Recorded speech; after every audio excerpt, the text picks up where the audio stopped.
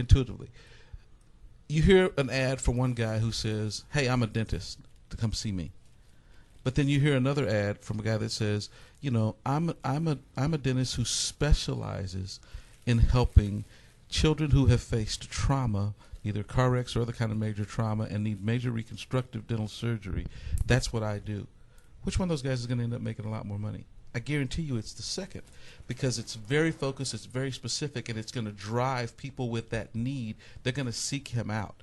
The thing that's changed in marketing substantially, really over the last 20 years, but particularly over the last 2 or 3 years, is this whole idea of shouting to the rooftops, come buy my stuff, come buy my stuff, doesn't work.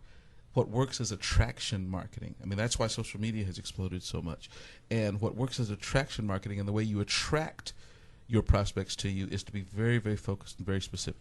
Now, that doesn't mean that you can't do the other things. I mean, once you got them in there, let's say I can still clean your teeth, or I can still do those other things. Absolutely. No question about it. I mean, for instance, I do a lot. I end up doing, one of my largest clients right now, I've ended up doing a whole lot more for them than they originally hired me to do. But the reason I got in is because of a very specific, tight focus. And by the way, I'm not saying that a lot of the old marketing channels don't work anymore, but you have to change the way you work them. And I keep going on this because sometimes people don't understand exactly what you're talking about. But I probably have 10 friends who are in financial services, and so you hear them in a network. Oh, I'm in financial services, and I say to myself, what does that mean? It means nothing. So basically, if they said I focus on this sector or this group, that would Absolutely. help them well, more. one of the things I did earlier in my career is I was vice president for media relations for Merrill Lynch in New York at Merrill Lynch headquarters. And I worked with, I had the largest division of the firm, which was the private client division, 800 brokerage offices, 15,000 financial advisors out there.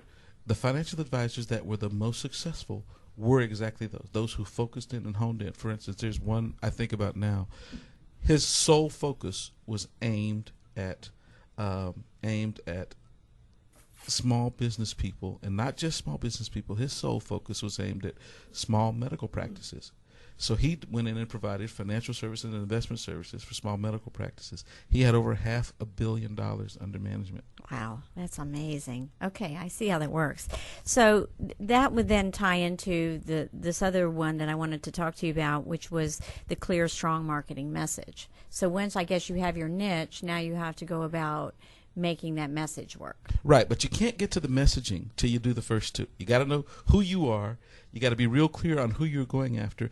And there's a third one. You have to be real clear on what the market segment that you're going after, what do they need? What's their unique pain point? What's the unique opportunity to serve them? And then, and only then, do you then craft the messages that you need to reach that market. Right, and that sort of ties into me as an image communications expert. I kind of have to know what the message is before I can help craft that part of the nonverbal messaging for Absolutely. you. I assume by what you do, for instance, Catherine, you would have a different consulting solution for somebody who was going after, say, a market of middle-aged single women with children than maybe going after young single men in professional fields. I mean, you would probably approach what you do for them differently.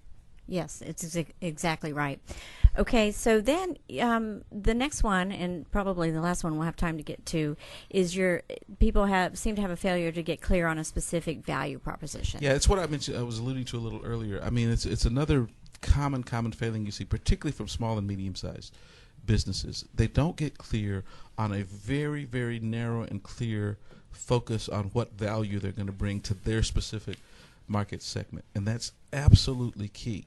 In the last 20 years, just in America, the typical American now works 40 hours a week more than they did 20 years ago. We've added a whole week essentially to our lives every year. I feel that myself. Yeah, the typical American is hit by more than 5,000 marketing messages every single day. Now that seems like a lot, but when I mean my marketing messages, every bumper sticker you see, every logo on every golf shirt, anything designed to persuade or inform you about any product, we're hit with 5,000 of those every day.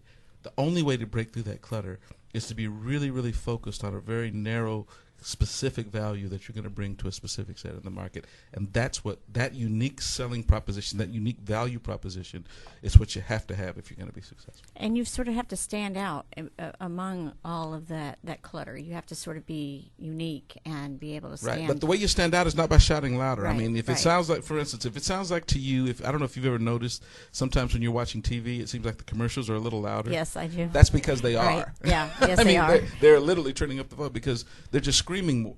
But the more they scream, the more we tune them out. Every time I do a presentation, I ask people in the audience, how many of you here either use DVRs or TiVo to get past commercials? Almost every hand goes up.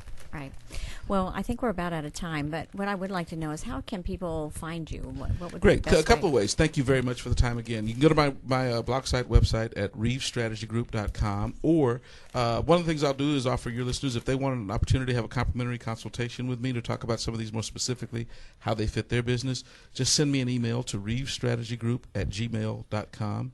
I'm not going to give it to everybody. But for the first few that call or that email me at reevesstrategygroup@gmail.com. Can I do that too?